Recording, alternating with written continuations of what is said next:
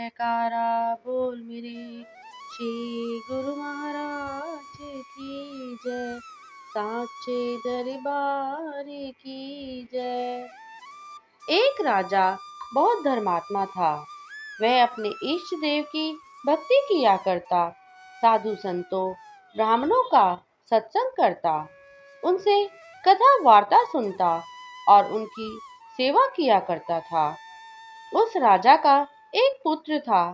जब वह युवा हुआ तो उसे शिकार खेलने की आदत पड़ गई और वह प्रतिदिन कई वन्य पशुओं और पक्षियों को मार गिराता।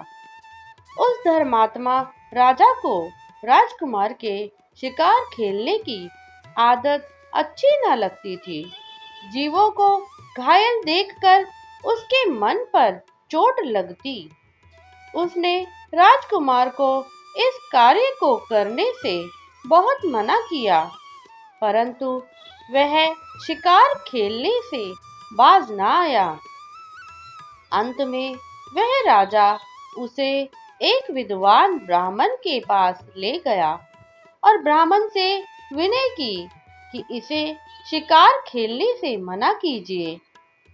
ब्राह्मण ने राजकुमार को एक मंत्र बताया और कहा कि यदि 1 वर्ष तक एकांत में बैठकर इस मंत्र का जाप करोगे तो तुम्हें इंद्रासन प्राप्त होगा।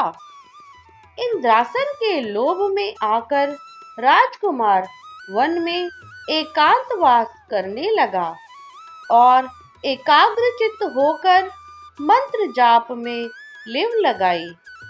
देवराज इंद्र ने जब उसकी अखंड साधना देखी तो मन ही मन भयभीत हुआ कि अब तो मेरा राज सिंहासन यह राजकुमार अवश्य ही मुझसे ले लेगा।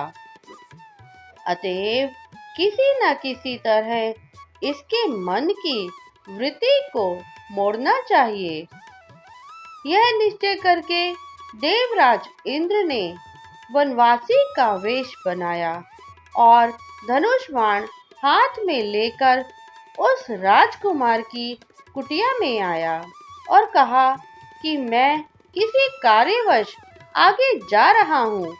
अपना यह धनुष बाण तथा तुनीर यहाँ रख जाता हूँ, लौट कर लेता हूँ।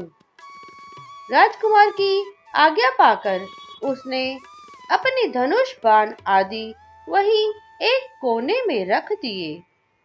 राजकुमार की दृष्टि प्रतिदिन धनुष बाण पर जाती। धीरे धीरे उसके मन में विचार उत्पन्न हुआ कि देखूं तो सही कि मुझे शिकार करना स्मरण भी है अथवा नहीं, और मेरा निशाना ठीक बैठता है या नहीं। धनुष बाण तो रखा ही था, उठाकर वन में गया और फिर से शिकार खेलने लगा। परिणाम यह हुआ कि इंद्रासन भी हाथ से निकल गया और वह योगी से फिर वही शिकारी बन गया। थोड़ा सा मन सुमिरन से हटा तो उन्नति की ओर जाने के स्थान पर अवनति की गहरी खाई में गिर पड़ा। इसीलिए इन वचनों में सत्पुरुषों ने गुरुमुखों को सावधान और सचेत किया है कि तुम पुरुषार्थ तो करते ही हो, तनिक मन की दिशा को परिवर्तित कर दो।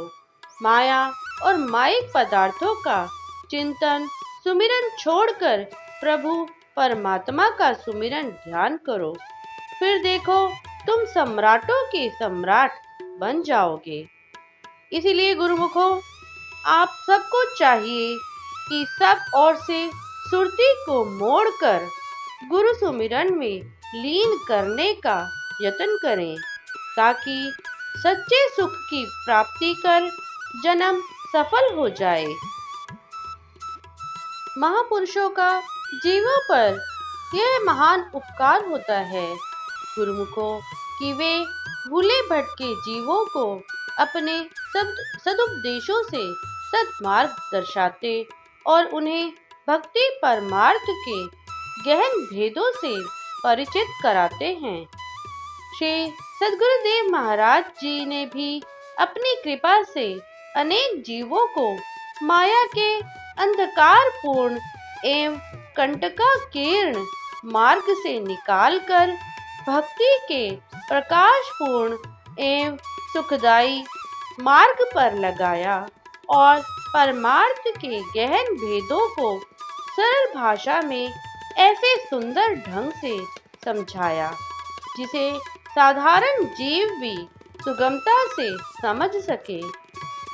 गुरुमुखों, महापुरुषों के वचन सूर्य की किरणों के समान होते हैं, जिनके प्रकाश में चलकर गुरुमुख जन अपने मानुष जन्म के लक्ष्य की प्राप्ति कर महापुरुषों की प्रसन्नता के पात्र बनते हैं। बोलो जयकारा बोल मेरे श्री गुरु महाराज की जय, साचे दरबार की जय। तो भाग्यशाली गुरुमुखों, आज का ये वीडियो यदि आपको अच्छा लगा हो तो इस वीडियो को लाइक कीजिए, ज़्यादा से ज़्यादा इसे शेयर कीजिए और यदि आपने अभी तक इस चैनल को सब्सक्राइब नहीं किया है तो इस चैनल को सब्सक्राइब कीजिए और कमेंट में जय सच्चिदानंद जी जरूर लिखें। जय सच्चिदानंद जी।